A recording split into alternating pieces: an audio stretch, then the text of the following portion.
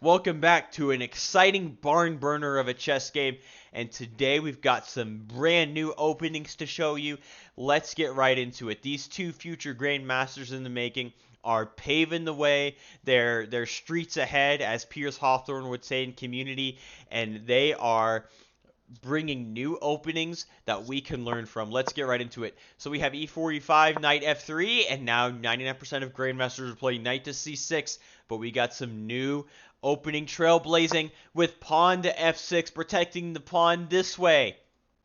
However, this is a massive mistake because white can sacrifice the knight.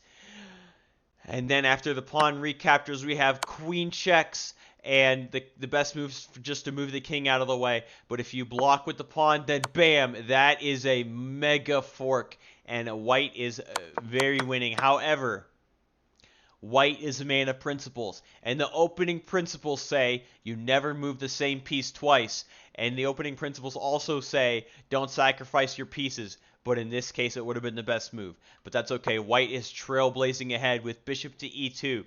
All right, we don't need to sacrifice the knight yet. There's later times for that. Now we have knight to e7, developing the knight this way because you've blocked the only other square to go to. I guess it go to here, but that'd be silly. And now you see the point of pawn to f6 because now black strikes with d5. This is like a Scotch game with colors reversed and the knight and pawn like just in weird positions. Striking back with d5. This d pawn was never going to protect the e pawn. It always is going to attack. Captures. Turning into a Gadmatur here with the captures. And now white follows the other opening principle. A very important opening principle. Always attack a piece if you can attack a piece. I'm pretty sure Bobby Fischer said that. So now the knight is available to be attacked. Let's attack it. Now the knight goes back to f4. Hey, guess what? We can attack the knight again. Bam! And not only that, it's a discovered attack.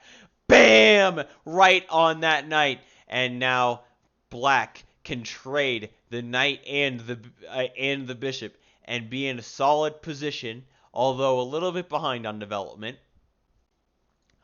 Or black can play bishop to f5, attacking a pawn that's already defended twice. Well, actually, it's attacked a third time with the knight, but that's not going to be a problem once you take the knight, right? Take the knight, okay. Now the pawns are doubled. The pawn is perfectly protected, and the king is wide open on this file, and the rook is just itching to slide over there. So, black, you can finally take the knight, white can finally take the black knight, but why take the black knight when you can attack another piece? And we have knight to h4 attacking the bishop. Now two pieces are under attack. However, this allows black a nice little move. Knight captures on e2 with check, and you take the knight back. And now bishop captures on d3, skewering the queen and picking up the rook because the bishop is protected. Queen goes out of the way, let's say, and then bam. That is well, actually, this is just really bad for other reasons. But moving the queen back would be better. But that wins the rook. Anyway, not going to get too in the weeds on that because, of course, it doesn't happen. We have queen to d7 protecting the bishop. Not even thinking that even just taking this with check gives you a tempo. All right, so now we have a trade. Okay, knight captures on f5. All right, obviously white watch Ben Feingold's videos, and Ben Feingold says knife f5. So you got to play knife f5. All right, now queen captures on f5. Again, this move is a check.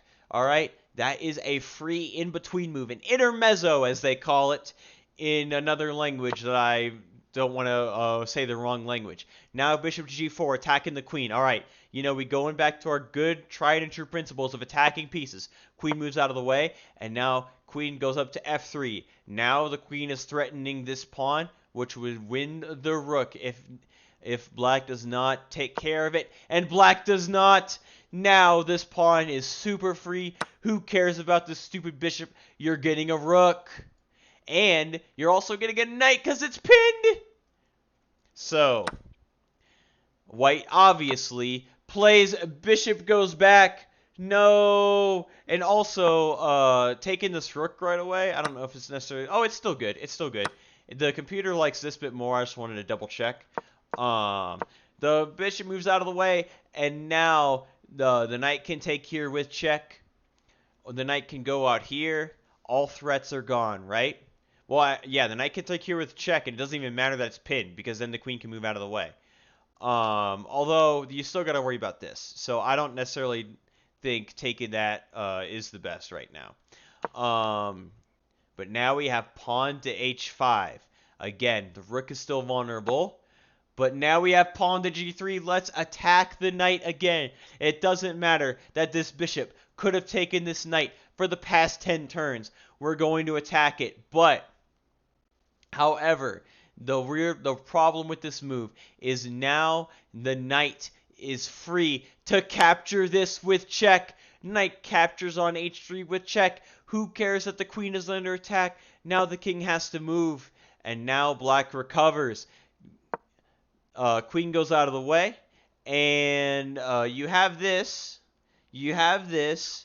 You have this. But the game is even. So, what happens here? We have pawn to g6 accomplishing absolutely nothing. But that's okay. Because, okay, now white goes for the rook. But it's an inaccuracy. It's not good now because of the... No! You did the wrong check. You did the wrong check. The bishop was hanging with check. And instead black plays the other one. Now king moves out of the way. And now it is time to sacrifice the knight. White could have sacrificed the knight earlier in the game, and now black is saying, here is how you sacrifice the knight. This is how you do it. Bam, bam. Queen goes out of the way of the bishop attack and is defending back here. Queen takes rook. Bishop moves to exert some pressure. Now queen goes back. Castles. All right, you know what? I was going to say this move is a little silly, but the computer really likes castling here. So, you know what? Shout out to black for having the gonads to castle over here with all these pawns pushed up. Alright, now bishop trade is offered. Bishop moves back. Take, take. You want to capture towards the center. Towards the center. Okay, knight moves up. Queen moves up. Knight moves up. Okay, attack a queen. Nice, take. That's just a free pawn, by the way. Like, I mean, also this pawn is pinned because of this, so that's just a free pawn, you know. Black just didn't, only spent 1 second on that move, so that checks out. Okay, queen moves up, takes, now takes back, queen takes over here, and now a white is busting open the position. Black does not have a whole lot here, and white will obviously clean this up.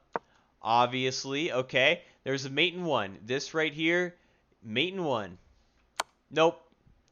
Let's check this way. Rook blocks. Okay, now queen goes back here. Rook blocks again. Now queen goes back here. Queen blocks, only move. And queen goes back here. And now white has just gotten way too check happy. And obviously, black takes the queen with the knight. And after this, yeah, the black queen will fall. Bam, bam. Okay. And white is up a bishop. Still, and 3 pawns. Still completely winning. But hey, you took a queen, you know? You took a queen.